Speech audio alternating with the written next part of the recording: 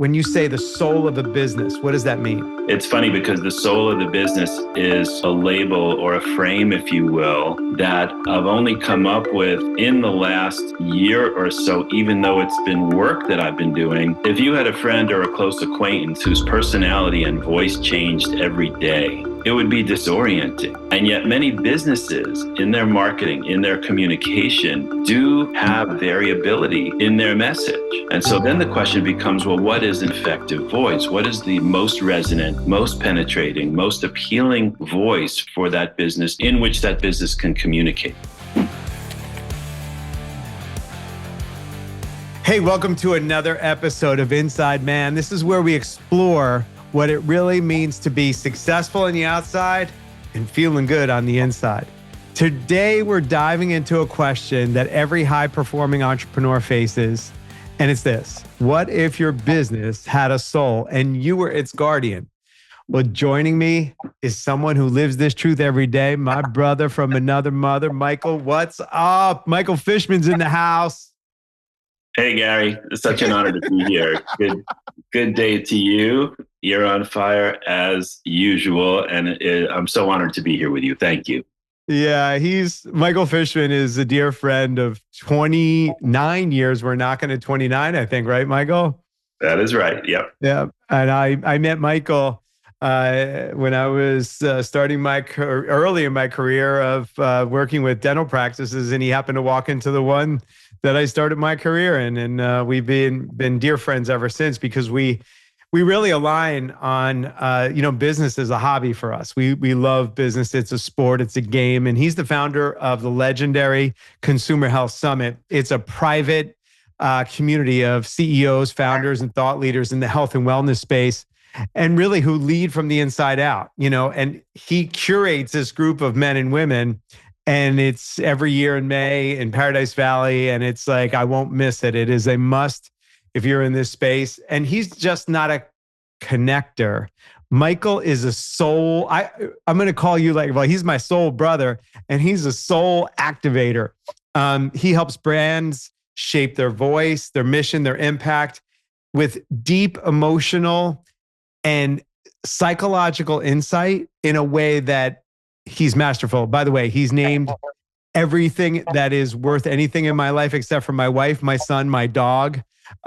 He's named it. He's helped me position it. This podcast wouldn't be where it is if it wasn't for Michael. That's how deep he runs in my life. I call it the 7 degrees of Michael Fishman. But I'm going to shut up and I'm going to let him share, where you got your start and how we're connected and lay the groundwork for our conversation today. Yeah. Well, thank you for those acknowledgments. I hope I'm half of what you all just said. I think I am. It varies from day to day, but such an honor to be here and just to partner with you in this discussion for the next little while and to support the beautiful community that you have. Yeah. And everything you said is accurate, and you said it so beautifully. Honored to be dear friends for 29 years, and just seeing each other through so much of each of our journeys. Yeah. And been there for one another, and you've been there as much for me as I've been for you. So it's just been a beautiful exchange. Yeah.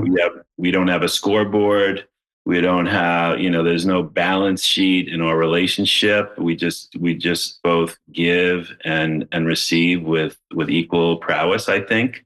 Yeah. And equal purpose.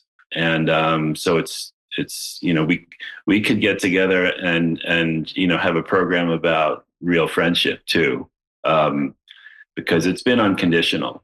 It's been unconditional, and that is so much of the gift, as well of who you are as a giver and a receiver, and just an unconditional guy in friendship.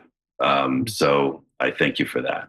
Success isn't enough. You've built the business, you've made the money, but if you're being honest, you're tired and something's missing over here.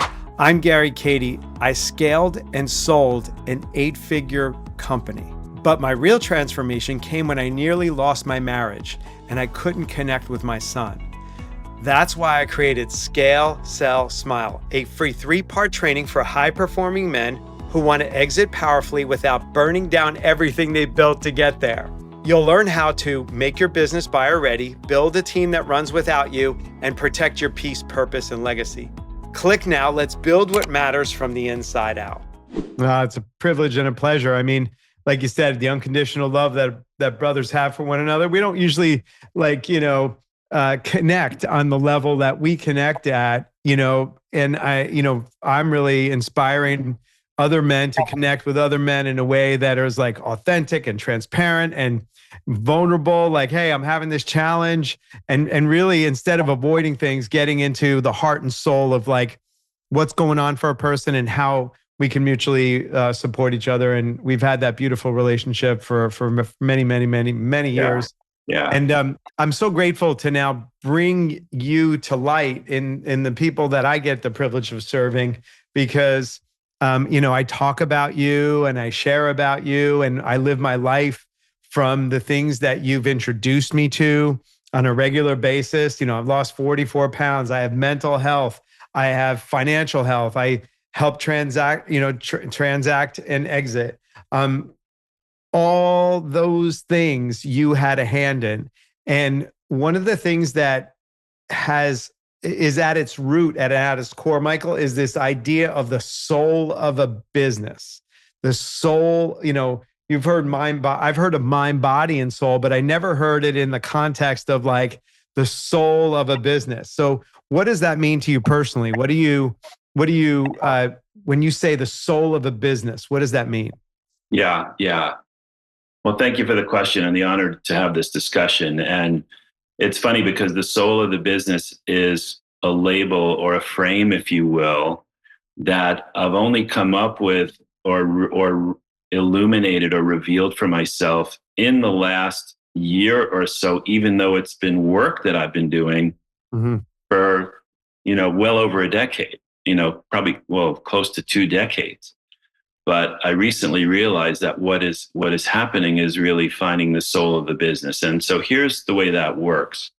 If you had a friend or a close acquaintance whose personality and voice changed every day, it would be disorienting.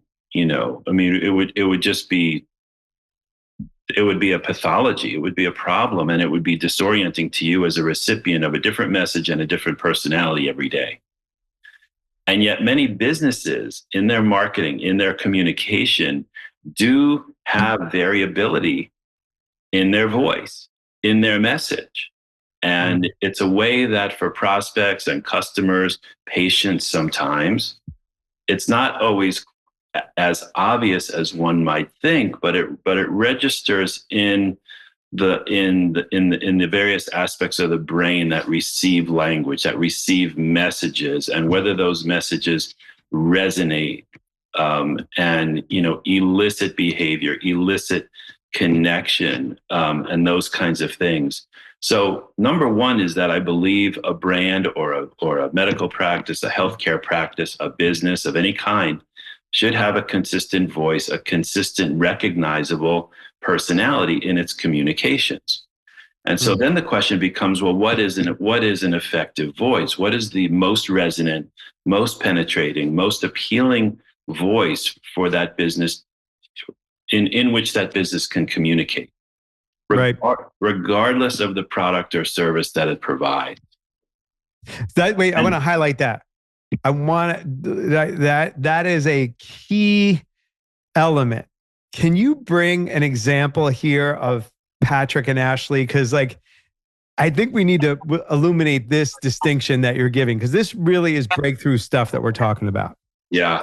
Well, and thank you for prompting that. Sometimes the best opening line or tagline, if you will, for a business, the what that business says in the first impression with a prospect. Let's say the prospect is on a digital platform, a web platform. 30 seconds ago, they've never heard from you before. They never heard of you before. What is the first thing you would say? And it's a pattern disrupt on a platform. The default behavior on online platforms is scroll, swipe, go, go, go. It's movement, it's kinetic, it's frenetic energy and behavior. And what's required to literally earn the next few seconds of that person's precious life is what's called a pattern disrupt. Stop the scrolling, stop the swiping, stop the browsing, and earn that moment so they can't look away, and you've actually penetrated their heart and soul. Now, for some business, the most appropriate thing to say would be a simple, impossible to misunderstand statement of what that business provides. And you and I have kind of laughed and been, familiar with a very well-known one for Visine eye drops, gets the red out. Says what it does, can't be misunderstood. The example you're pointing to is for a wonderful supplement company called Jigsaw Health, which has fantastic products. But again, even with fantastic products or services, what do you say about yourself? Mm-hmm. And sometimes you say what it is you do, like gets the red out. And sometimes you make a promise or a declaration or a statement of what life would look like with that result. Yeah. And so in the case of Jigsaw Health, they have a wonderful work culture, in addition to wonderful products, a wonderful, healthy, vibrant, nourished work culture of people that love working in that business, really care for each other and love the purpose and the mission and the journey they're on as a business. And they have so much fun in their work culture. And early in my advisory work with them, which lasted way over a year, but early in that engagement, it became clear to me that their culture was so much about fun, and that fun is one of the beautiful things about life. When you're healthy, you can have fun. So what got revealed for them to transition their brand promise, if you will, or their tagline, or the voice of their soul, if you will, for that business to articulate itself in the voice of its soul. What got revealed was this line, it's fun to feel good. It's fun to feel good. Now that's a declaration. It's kind of like putting your flag in the moon. When you're on the moon, put your flag down. It's just you standing there, no one else. It doesn't echo other businesses. It doesn't even echo the messages you hear in the health and wellness category. It stands alone, and it's really just a manifesto or a claim, like it's fun to feel good. Yeah. And the implication is that you can have that too. Exactly. You can have that too. And the interesting thing, Gary, well known to you, those words couldn't just be attached to any business. There was a congruency, and there was a right fit, and there was actually an exquisite, impeccable fit to that business, because their work culture and their business literally lives and breathes that idea. Yep.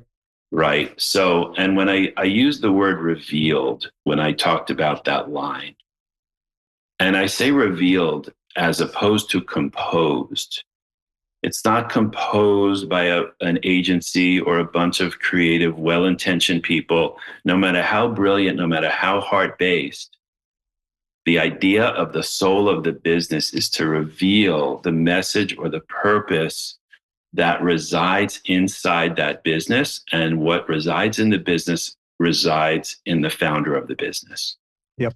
So, and this isn't about spirituality. This isn't about faith or anything like that. It's just a concept that the breath and the heartbeat of that business, let's call that the voice of its soul. Yeah. And when the business articulates itself in the voice of that soul, not just in the first impression, not just in the tagline, but in all communications throughout that business, content, marketing, everything. Yep. People not only love the products, but they feel a very close, tight, loyal connection to that business. And that's, I never say it the same way twice. And thank you for the prompt, but that would be one way to talk about the soul of the business. Yeah, it's beautifully articulated. I want to deepen it for our viewers today. And it's like the big thing is, if you're sitting there, and I want to talk about the symptoms of a traditional business, like you're grinding it out, right? And you don't feel joy. Like, we wear two hats. Like, Well, when I'm home, I'm golfing, fishing, hunting, hanging out with my kids, my wife, gardening, whatever it is. And then when I go to work, I got to grind it out. Right? I got to grind it out. And what you opened up for me very early in our relationship, and I see you do it over and over again, which I'm just in awe of, is Patrick and Ashley are in a band. They're singers, and they have a band, right? They have a whole. They for many years they led a professional band playing at PGA events and corporate events. They've actually retired that part of their activity for a few years ago, but Ashley has a voice that could raise a roof. I compare her to Whitney Houston, and it's a very fair comparison. That's how good she is. And Patrick is a lead guitarist, and so yes, they had that band together for many, many years. Yeah, and I'm bringing it to life here because people go, when I go home, then I can go do what I want to do. They brought the band into the business, and that became their marketing. So they sing parodies at Christmas time about their products, and they're just fun about how they're doing it. Now, if you didn't get that reveal and connect the dots, here's the pain that would be going on. Their email campaigns would not have fun associated to it. It would be like, oh, we got it. We're going to get you healthy. The supplement's going to help you recover after this, and all those typical, things. And this opened up a whole world where they're now singing, and that's their social media is like they're actually using their voice and expressing themselves that way. And then I want to highlight this. They got hooked up with pickleball. And, they sell magnesium. I think that's their number one product, right? So it's like recovery for, people who, are in pain and suffering. So they, in the rise of pickleball, they took that wave and they jumped into it, and they actually have their own pickleball courts where they have their own pickleball, what do you call it? League. They've taken it so far, but you don't get there, Michael, unless someone like you distinguishes this concept of soul of the business. It's really what's in the founder's world. You shed light on it and give. And here's the thing, as business owners, we need a permission slip sometimes to go, I could have fun. I could do what I love to do, and I can run a business. Hell yeah. Because, I thought it was grinded out. I thought it was grinded all out. And then the authenticity, this is the other thing I want to highlight that you've unveiled for us here. And I want to really pull the thread on it. Back in the day, kitchens at restaurants, we're big restaurant fans. Danny Meyer, we love restauranting and fooding. And, we remember when all the restaurants, they weren't believable if you didn't have microwaves and freezers. Like, they wanted to show you they were cutting the vegetables and having the seafood out and cutting the meat and cooking it. And they became transparent. The thing about what I take away is this is a transparent, authentic, it could even be vulnerable to some to step into fun if that's not your game. But it really brings forth, because in today's world, we don't know what's real and what's not.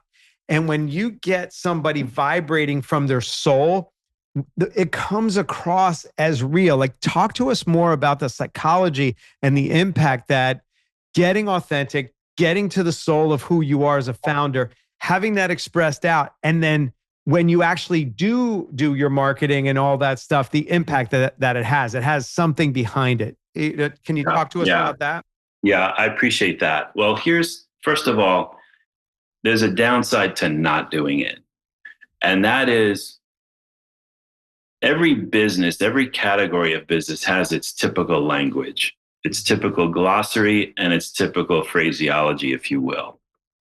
And in the range of businesses that help people get better with their health, get better with their money, get better with their relationships, health, wealth, and relationships, the most common areas where individuals, important messengers like yourself, brands, there's a language and a glossary and some of the overused and in some cases totally beat up words and phrases that get used. So one good example is the verb unleash. We see this all the time, unleash your best self, unleash your health, unleash this, unleash that. when the first impression from a brand uses the word unleash as the first word of the promise, unleash your whatever. Soon as they say unleash, they have no voice. They have no unique voice, because most people in that category, pretty much everybody, have seen the use of the word unleash hundreds of times. So that is a way to get overlooked or virtually dismissed on sight, because it is an echo of hundreds of messages they've seen before. So that can't provide the pattern disrupt in their browsing behavior. It cannot pierce their heart and soul, because it's not a unique voice. It's an echo of 100 other brands they've seen before, if not more than that. So the differentiation, not just for the product or the service, why it's good, better, best, or even unique than everything else that's out there. It's not just a function of the features of the product. We know there's features and there's benefits. There's features, well, what is it? There's benefits, well, how does it help you? But then there's, well, how do you say it? How do you say it? How do you articulate your promises? And once the brand promise, once the overriding umbrella promise or statement of the brand is, as we've said, revealed, not composed, not imposed by some external agency, no matter how smart, no matter what their track record is, and no matter how well intentioned, the most resonant message that you can say to the marketplace to secure that first impression and to earn the precious few seconds of that person's life who sees that message is the revealing of why that business is important to the founder. And once again, it's not the ego or the self-importance of the founder. It's that founder's purpose. It's their desire to make a contribution and be valuable to anyone they have the honor and privilege to talk to, interact with, or even sell product to, even if it's in e-commerce and they'll never meet that person in person. It's very powerful to look at your business not as this entity that you own, but as a dialogue. Even if you're serving millions of people, your business is a dialogue, and ideally in a one-to-one voice, right? So these are some of the themes, but you don't want to be overlooked, and you don't want to be dismissed on sight. And a surefire way to get dismissed is to sound like and be an echo of all the other businesses in your category. Those words, those phrases, they're beat up. And by definition, that's not a unique voice. And so the most resonant voice will be the business articulating itself in the voice of its soul. And by soul it's connected to purpose. And it's that unique statement that so embodies what that business is about, what it does, or what life can look like with those results.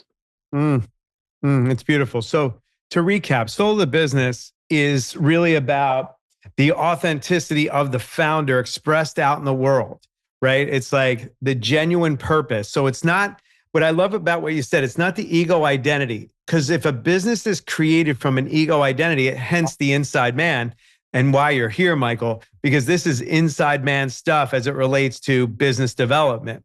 And this isn't ever correlated. This is like very advanced conversation. And if you can get this, if you haven't checked out and you hear what's actually happening here, this is mind-blowing stuff, because now the context of where you come from, this is what I'm hearing. The context of that social media post has energy, has soul, has impact. So it's not just a static image.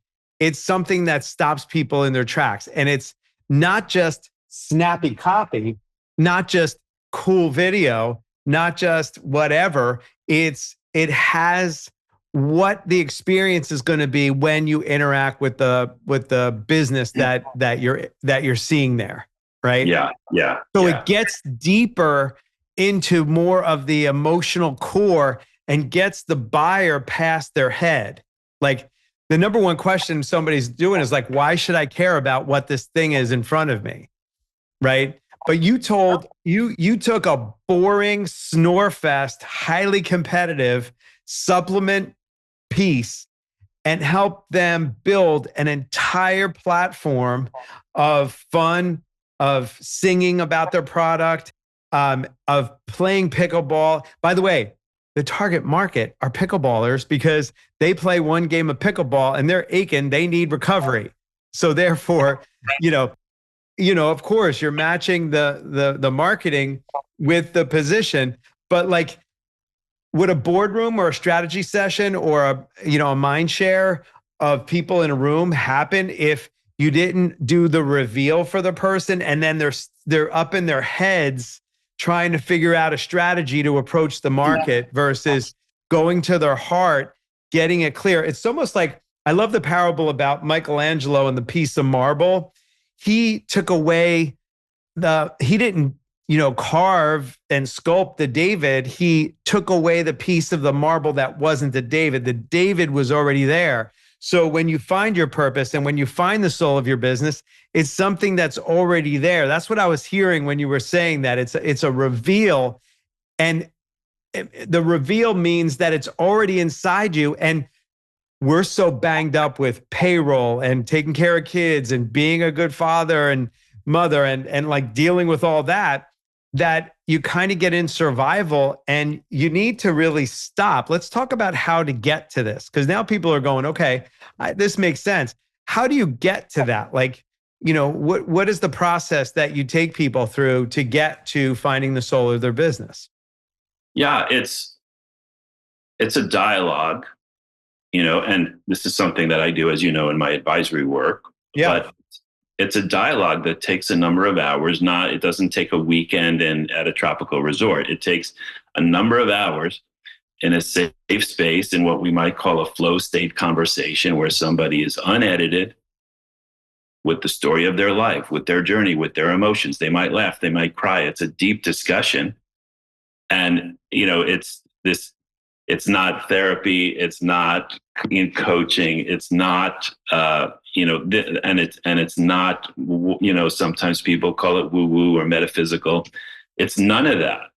This is one of the most highly practical, valuable business conversations anybody could ever have. But it's really an inquiry beyond some of, and even for highly conscious people, which is very much who your community are, Gary. It generally reveals something that had not been articulated previously. Mm-hmm. And it's a discussion and a journey in many ways into their past, into their purpose, into why they got into their business. Because I believe that if we really look, there's a real important reason everybody's in the business that they're in. Mm-hmm. And you can articulate the purpose of any business beyond what it might look like at face value. Mm-hmm. Someone who's helping repair your car, well, they're keeping your family safe. Right. What more sacred thing could there be? Mm-hmm. We've talked, you shared the example for many years of the two gentlemen, putting down bricks. One is laying bricks, the other is building a cathedral, mm-hmm. and singing and joyous about that work.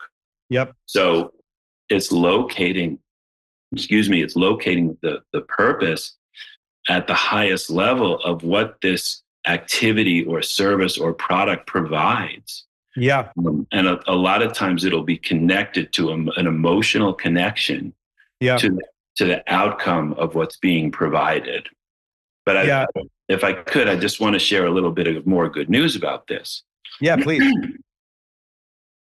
Articulating your business in the voice of its soul actually secures committed relationships, not just people pouncing on a shiny object like a huge promise or a get rich tomorrow, get thin tomorrow, get anything tomorrow.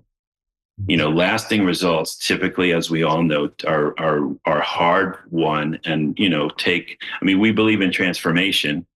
It's not 20 years of therapy will get you there. But at the same time, the achievement and the sustaining of results takes focus and usually takes some time. But when you articulate your business in the voice of its soul, something close to that, it elicits a type of commitment, even in the first impression, that is predictive of a long-term relationship with that customer. So what we call customer retention, or sometimes lifetime value, most people think those things are born and nurtured at the first transaction. And I believe they are born at the first impression, at the first impression. So the penetrating nature of your promise as a business and of your unique voice is something that so penetrates that the longevity of that relationship is predictable right from the first impression. The other thing I would add is that this brand voice, it's not just a headline or the first or a tagline or the first impression. It is now the wellspring. It is now the congruency test, the test of the rightness and the right fit of all communication that follows. So this business now has a voice. Like we said at the beginning, the voice doesn't change from hour to hour, day to day. Yep. It has a voice and a predictable personality. So the reason someone fell in love with you at the first impression, like you had me at hello, it continues through the relationship. And that voice of the business becomes, among other criteria, a very important criteria for what other products or services do we develop? Who do we hire? Are they a cultural fit for who we say we are? Who has the honor and privilege to invest in our business if we're raising a round of funding? And ultimately, who or what party would be the right fit to not only invest in us, but engage in a liquidity event to acquire a part of our business or sometimes a complete exit. So that voice is a yardstick. It is a test of the rightness of a lot of other business decisions that follow. Yeah, I want to highlight three things here. The first thing I want to highlight is a person's energy. As an entrepreneur, I used to go in on Mondays, and that was my day to set up the week.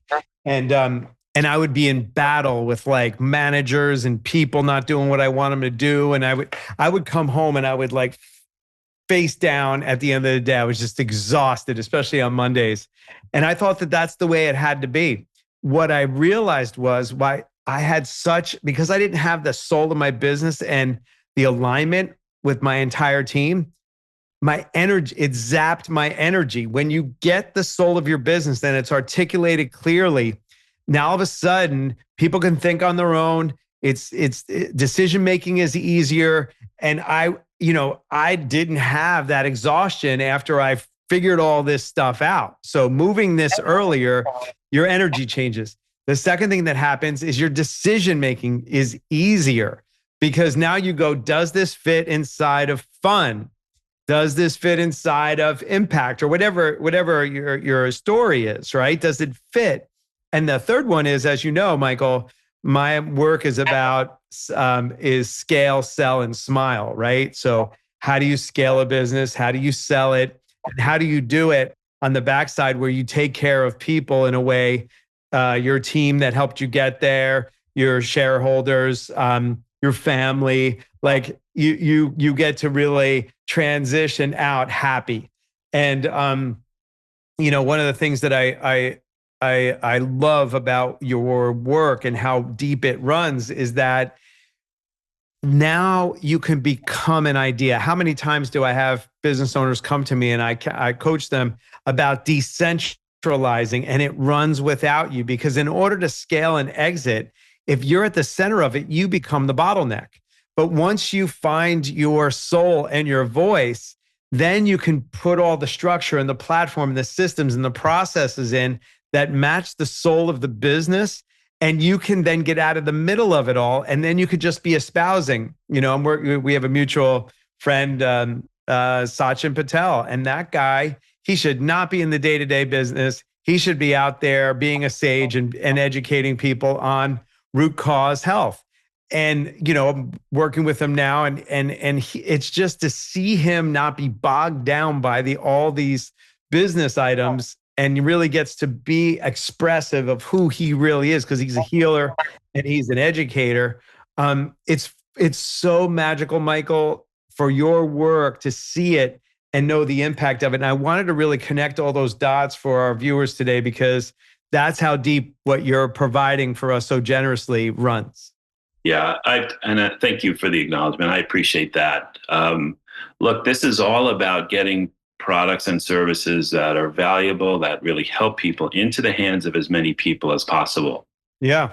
Anybody listening to this program probably already knows, but it's always worth acknowledging some of the basics. Right. Even if you have a product that could help every human being on earth, to attempt to be all things to all people is another recipe for failure.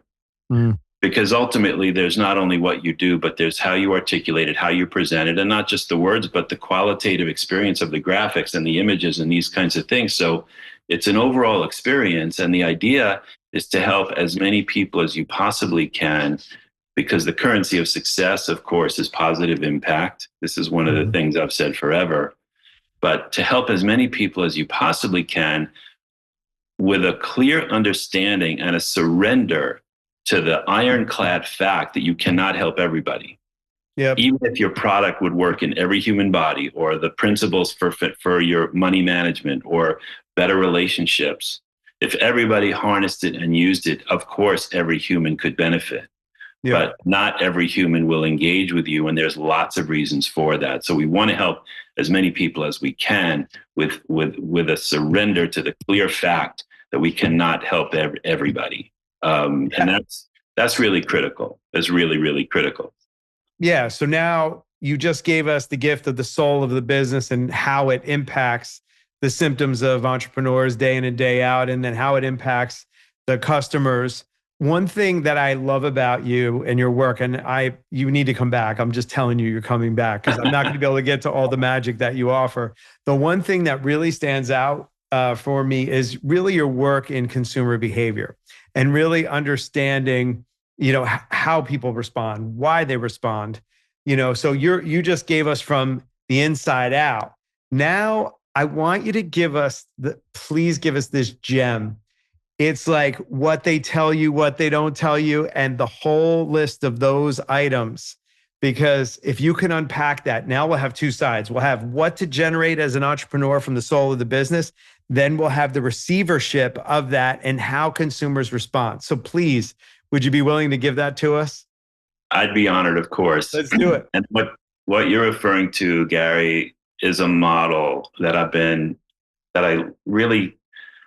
look, in many respects, we're all standing on the shoulders of the wisdom and insights of other people. But, sometimes we distill that or repurpose it in a whole different way.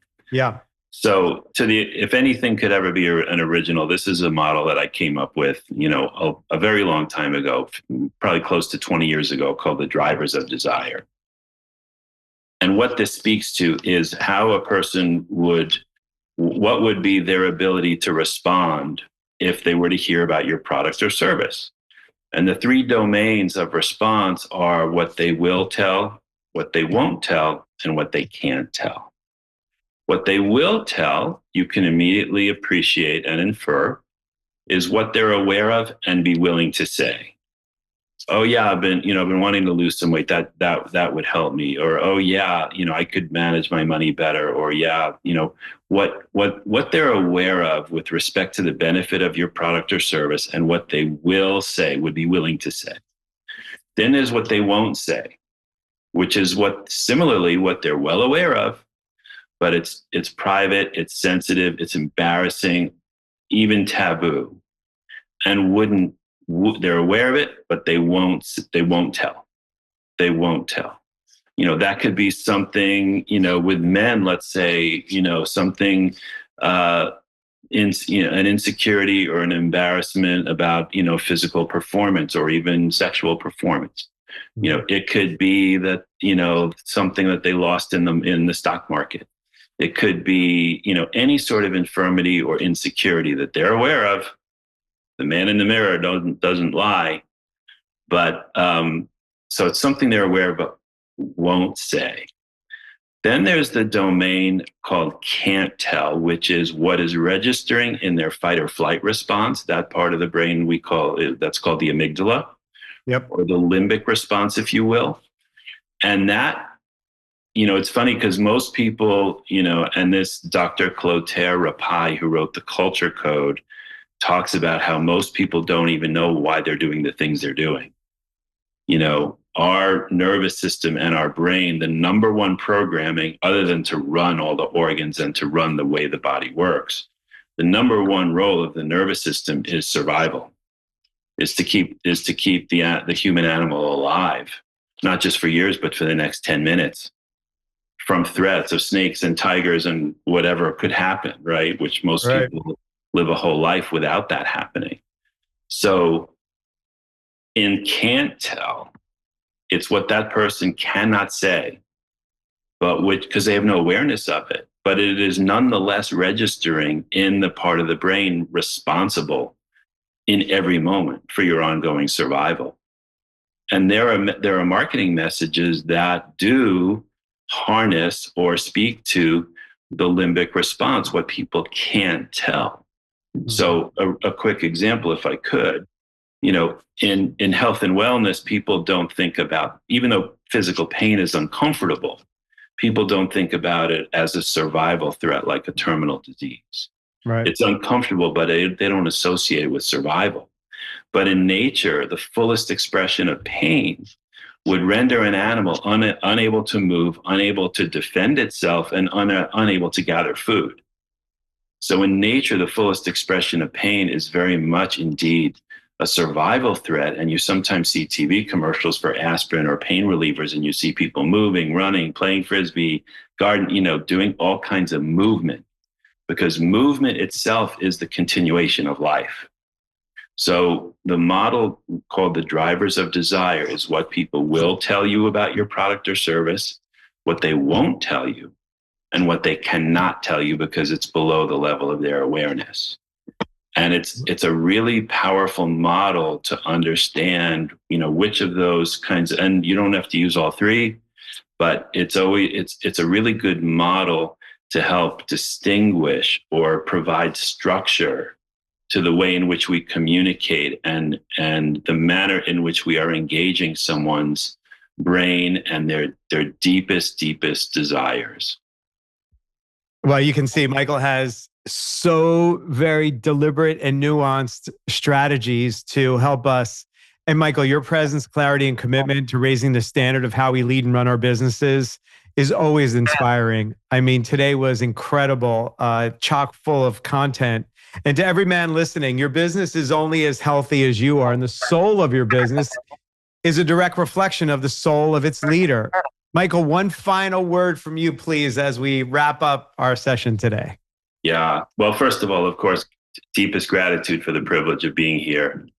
There's a quote, two quick quotes. Number one, from the poet, oh my goodness, I'm going to forget her name. However, it'll come to me. But the quote is, we don't see things as they are. We see things as we are. Yeah. Anais Nin, Anaisnin. We see and experience life and relationships and everything through the lens of what we've experienced in our life. That's the psychology of human experience and even human trauma. Yeah. Okay. And then this to me is the all-time, these two share first place in the all-time quotes. That was, we don't see things as they are, we see things as we are. And then from Dr. Deepak Chopra, every time you're tempted to react in the same old way, ask yourself if you want to be a prisoner of the past or a pioneer of the future. Woo! Woo! Dude, man, going out with big sound props. That's a truth bomb right there, Michael. Listen, if you want to get in touch with Michael, drop in the comments. I'll hook you up with Michael directly and personally. Listen, likes, sends, subscribe. Please keep it going. We're shifting to give you your content when you give me feedback in the comments section on YouTube. It helps our podcast grow. Also, continue to text me. I always love to hear from you all. Thank you so much, Michael. Thank you for listening. And until next week, this is Gary Kadi for Inside Man.